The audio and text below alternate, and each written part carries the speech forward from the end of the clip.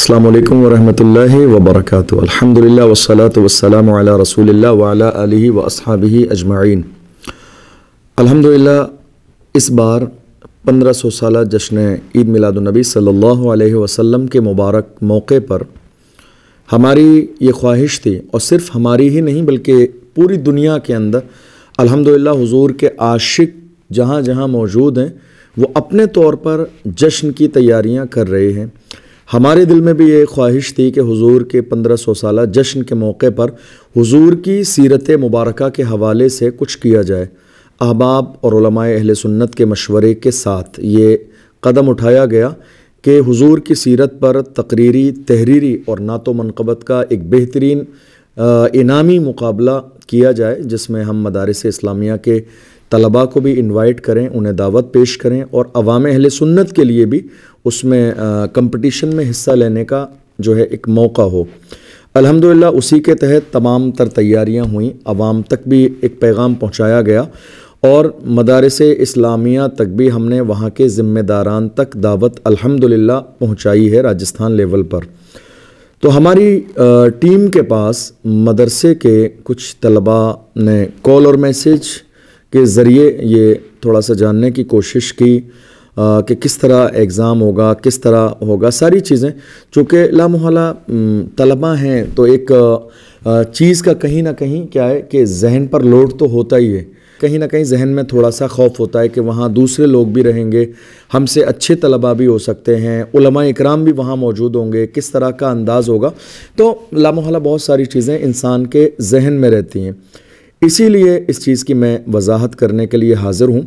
सबसे पहली चीज़ तो यह है कि इंसान जिस चीज़ को सही माना में समझ लेता है, फिर उसका जो है अदा करना, उसका एग्ज़ाम देना, कंपटीशन में हिस्सा लेना इंसान के लिए आसान हो जाता है। मैं सबसे पहले अब तक जिन मदारिस के तलबा ने हिस्सा लिया है इस इनामी मुसाबक़े में, मुकाबले में, मैं उन्हें दिल की गहराइयों से मुबारकबाद पेश करता हूँ कि चलिए कम से कम इस बहाने हुजूर सल्लल्लाहु अलैहि वसल्लम की सीरत तैयबा का मुताला करने का आपको मौका मिलेगा। दूसरी बात, मैं आपसे ये बड़ी मोहब्बत के साथ गुजारिश कर रहा हूँ कि हर तरह का जो खौफ, जो कशमकश, जो कन्फ्यूजिंग आपके दिल और दिमाग में है उसको निकाल दीजिए। चूँकि ये जो इनामी मुकाबला है ये बहुत आसान है, चूँकि हुजूर की सीरत तैयबा के जो अहम गोशे हैं अल्हम्दुलिल्लाह आवाम के नहीं लेकिन कम से कम हमारे जो मदारिस इस्लामिया में पढ़ने वाले बच्चे हैं उनके जहन में रहती ही हैं वो तमाम तर बातें अल्हम्दुलिल्लाह।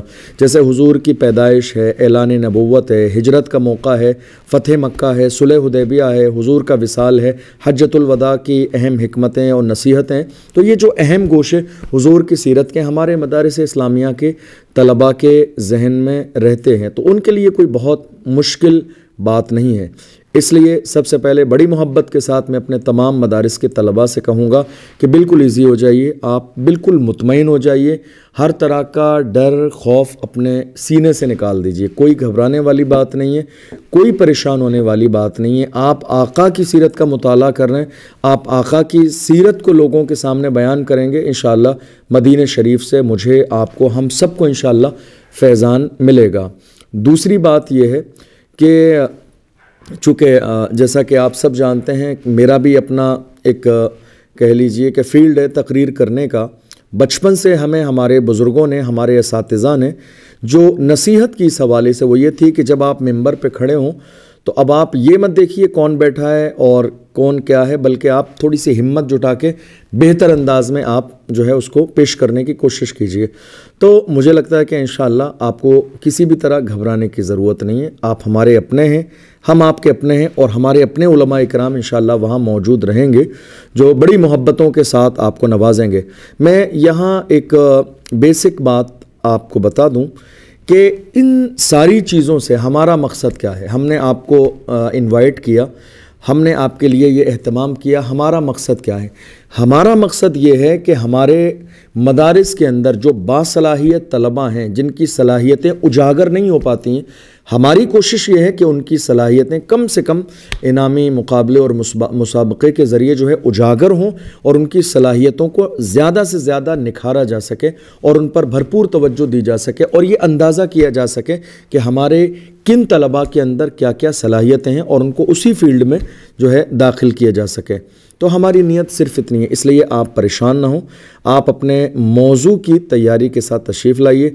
और मवाद के हवाले से ख़ास तौर पर एक बड़ी मोतबर और बहुत अच्छी किताब अल्लामा पीर करम शाह अज़हरी साहब की सीरत ज़ियाउन नबी है, मदारिस की लाइब्रेरी में अल्हम्दुलिल्लाह तकरीबन तमाम जगह मौजूद है, उसका मुताला किया जा सकता है।